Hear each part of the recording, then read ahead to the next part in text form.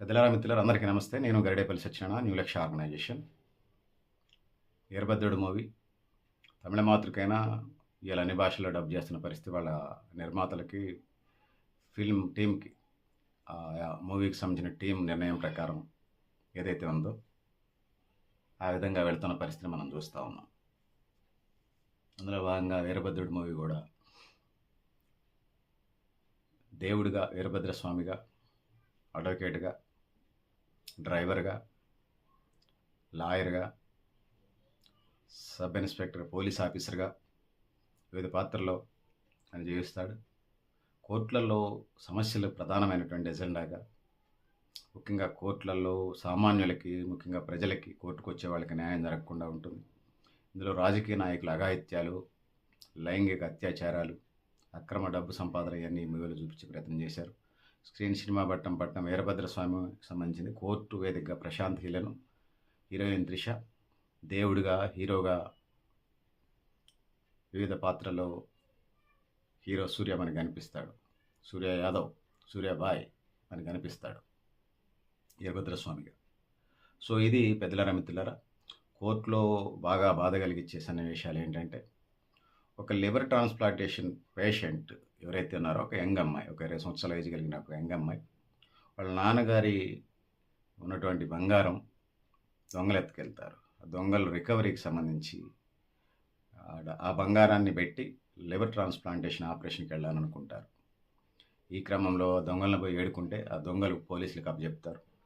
ఆ పోలీసులు లాయర్ వేసినటువంటి డ్రామా చివరికి ఆ యువతి చనిపోవడం జరుగుతుంది. ఈ సన్నివేశాలకు సంబంధించి వెంటనే హ్యాండ్ ఓవర్ చేసినటువంటి ఇది ఎంత అవినీతిమయంగా ఉంది వ్యవస్థ, అవినీతి చెదలు ఎంతగా ఉన్నదనేది ఈ మూవీలో చూపించే ప్రయత్నం చేశాడు డైరెక్టర్. దాన్ని భుజాల మీద వేసుకొని హీరో సూర్య మోశాడు. త్రిష గ్లామరస్గా మధ్య మధ్యలో కనిపిస్తూ చాలా కీలకమైన పాత్ర, అడ్వకేట్ పాత్ర పోషించింది. సో త్రిష కోరికలు ఒకటే, గూగుల్లాగా తన ఆఫీస్ పెట్టుకోవటం, సో అన్ని కేసులు పరిష్కారం కావాలని చెప్పేసి దేవుడిని కోరుకుంటూ ఉంటుంటుంది. ఆ దేవుడు వింటాడు, అవన్నీ పరిష్కారం అవుతాయి క్లైమాక్స్లో. సో ఈ యువతి, లివర్ ట్రాన్స్ప్లాంటేషన్ యువతి తండ్రి వాటి కోసం వెళుతూ ఉంటారు. సంవత్సరాల తరబడి జరుగుతూ ఉంటారు. అక్కడ ఉన్నటువంటి కోర్టులో ఉన్నటువంటి క్లర్క్ దగ్గర నుంచి అవినీతిపరుడే, బెంచ్ క్లర్క్ అవినీతిపరుడే, లాయర్లు అవినీతిపరులే, ఆపోనెంట్ పార్టీ లాయర్లు కూడా అవినీతిపరులే, డబ్బులు తీసుకుంటుంటారు. ఈ లాయర్ కూడా అవినీతిపరుడే, పోలీసులు అవినీతిపరులే, ఎస్ఐ సిఐ స్థాయిగా అవినీతిపరులే, ఓవరాల్గా అవినీతి, జడ్జి వరకు అవినీతి ఉంటుంది.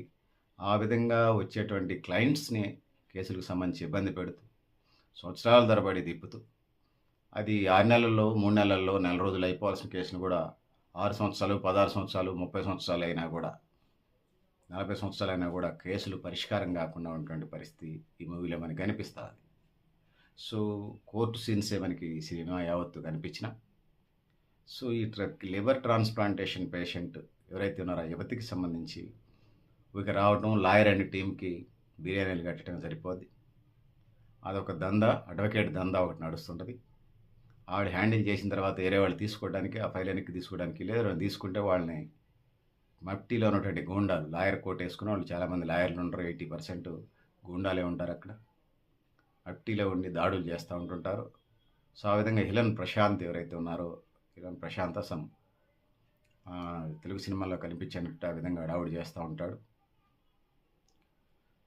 సో ఫస్ట్ నుంచి చివరి దాకా దేవుడు మొదట్లోనే చంపేయడానికి వెళ్ళని చూస్తాడు. దమ్ముంటే దేవుడిని సవాలు విసిస్తాడు మానవుడు. దమ్ముంటే నువ్వు వచ్చి చేయాలంటే ఒక రౌండ్లో తన శక్తులతోని, తన పవర్తోని చుక్కలు చూపిస్తాడు.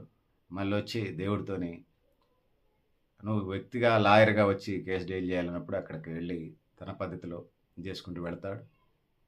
రౌడీల్ని, గూండాల్ని కొడతాడు. ఆ విధంగా త్రిషతో ఫ్రెండ్షిప్, త్రిష దేవుడు అనేది త్రిషకు అర్థమవుతుంది, వీరభద్రస్వామి అని.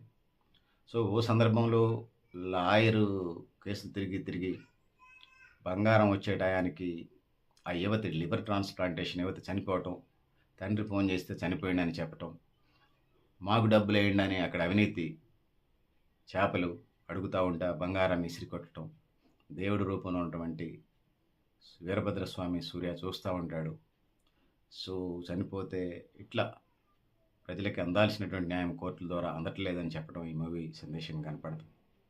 దాంతో పాటుగా పర్సనల్ అసిస్టెంట్‌గా జాయిన్ అయినటువంటి ఒక మహిళని, ఒక 30, 40 ఇయర్స్ మహిళని చాలా 70 ఏళ్ల మంత్రి ఎవరైతే ఉన్నారో ఆయన పీఏగా ఎమ్మటి తిప్పుకుంటూ అంటుకొని తాకని చోట తాగుతూ ఢిల్లీ ప్రయాణాలకు తీసుకువెళ్ళి లైంగికంగా వాడుకొని చేస్తూ అనేక వేధింపులకు గురి చేస్తూ తనకు పర్మనెంట్గా ఉండాలనే క్రమంలో ఆమె ఎదురు తిరిగితే బయటకు వస్తే ఆమె కేసు తీసుకోకపోగా ఎదురు కేసు పెట్టి ఇబ్బందులు గురి చేయడం జరుగుతుంది. ఇది దేవుడి దగ్గర పోద్ది. దేవుడు క్లైమాక్స్లో ఆ శిక్ష వేసే కార్యక్రమం చేస్తాడు. ఆ మహిళకి న్యాయం చేసే కార్యక్రమం చేస్తాడు. సో దాంతో పాటుగా దూరపాలకులు ఏ పరిధికి ఆ పరిధి దూరపాలకులుగా ఉంటారు. ఒకటో దూరపాలకుడు, రెండవ దూరపాలకులు, మూడో దూరపాలకులు, ఇట్లా యావత్ భారతదేశానికి సంబంధించి దూరపాలకులు వాళ్ళు గస్తీ కాస్తూ అక్కడ జరిగే అన్యాయాల అక్రమ దోపిడీ దురంతరాలు ఆపుతూ ప్రజల్ని సన్మార్గంలో నడిపించే కార్యక్రమం చేస్తూ ఉంటారు. సో ఎప్పుడు మనుషులకు సంబంధించినటువంటి ఈ అవినీతి కూపాన్ని మార్చేటువంటి కార్యక్రమం ఈ మూవీ నుంచి మనకి కనపడతా ఉంటుంది. సో ఆ విధంగా దుష్ట శిక్షణ, శిష్టరక్షణ జరుగుతూ ఉంటుంది. యాక్షన్ సన్నివేశాలు, ఫైటింగ్ సన్నివేశాలు బాగుంటాయి, పాటలు బాగున్నాయి, మ్యూజిక్ బాగుంది. ఈ మూవీ వీలుంటే తప్పకుండా చూడండి. మీ సమయము డబ్బులు వృధా కావు, చాలా బాగుంది. సో దాంతో పాటుగా ఆ మహిళకి సంబంధించిన న్యాయం జరుగుతుంది. దుష్టులు, దుర్మార్గుల మీద అనేక దాడులు జరుగుతాయి. రౌడీలు, దొంగ లాయర్ల మీద, క్రిమినల్ లాయర్ల మీద ఇవన్నీ జరుగుతాయి. దేవుడికే పోటీగా నామినేషన్ వేస్తారు వాళ్ళు ఆ కేసు వాదించే క్రమంలో. ఒక మహిళ, ఇద్దరు జంట అడ్వకేట్స్. సో ఆయన దేవుని ప్రతాపం చూపిస్తాడు. అట్లా క్రిమినాలిటీ పెరిగిపోయింది సమాజంలో అని చూపించే ప్రయత్నం చేశారు. దాన్ని ఎట్లా అరికట్టాలి? భక్తిభావంతో, ఆధ్యాత్మిక భావంతో, మానవతావాదంతో, దేవుడు అంటే భయం ఉండాలి, భక్తి ఉండాలనే భావంతో ఆ విధంగా ఈ మూవీలో చూపించే ప్రయత్నం చేశారు. దాంతో పాటు కొంత హిందూ మతాన్ని ప్రమోట్ చేసినట్టుగా దూరపాలకులకు సంబంధించినటువంటి భారతదేశంలో బీజేపీ పరిపాలన ఇంపాక్ట్ దీని మీద కనిపిస్తున్నట్టుగా ఉంటుంది. హీరో సూర్య తనదైన బాణిలో ఫిట్గా ఈ మూవీని అనేక పాత్రల్లో ఆయన లాయర్గా, డ్రైవర్గా, కామన్ మ్యాన్గా, దేవుడుగా, వీరభద్రస్వామిగా, ఇట్లా అడ్వకేట్గా, పోలీస్ ఆఫీసర్గా, ఇట్లా అనేక పాత్రల్లో ఆయన సూర్య తనదైన స్టైల్లో నటించాడని చెప్పవచ్చు. సో మీ సమయము డబ్బులు వృధా కావు. వీలుంటే ఈ మూవీని తప్పకుండా చూడండి. ఈ వేసవిలో, నిండు వేసవిలో పండు వెనల్ లాంటి మూవీని వీలుంటే తప్పకుండా చూడండి. ముఖ్యంగా అవినీతి మీద, కోర్టులు స్టేల మీద కేసులు అందాల్సిన న్యాయం అందకుండా పోతున్నటువంటి క్రమంలో ఈ మూవీ న్యాయ వ్యవస్థకి, లాయర్లకి, జడ్జిలకి ఇది ఒక గుణపాఠంగా స్క్రీన్ మీద మనకి అనిపిస్తుంది. చాలా డైరెక్టరు, స్క్రీన్ ప్లే, రైటర్ వీళ్ళంతా చాలా కసరత్తు చేసినట్టుగా అనిపిస్తుంది. హీరో మరింత కసరత్తు చేసినట్టుగా దాంట్లో జీవించాడు. సో ఆ విధంగా మూవీ ఉంటుంది. సో ఫైటింగ్స్, యాక్షన్ సన్నివేశాలు చాలా ఎక్సలెంట్ ఉంటాయి. మామూలుగా ఉండవు. సో మీరు కూడా మీ అభిప్రాయాలు కామెంట్ బాక్స్ రాయండి అని తెలియజేసుకుంటూ నేను గరిడేపల్లి సత్యనారాయణ. థ్యాంక్ యూ అనండి పెద్దలారా, మిత్రులారా.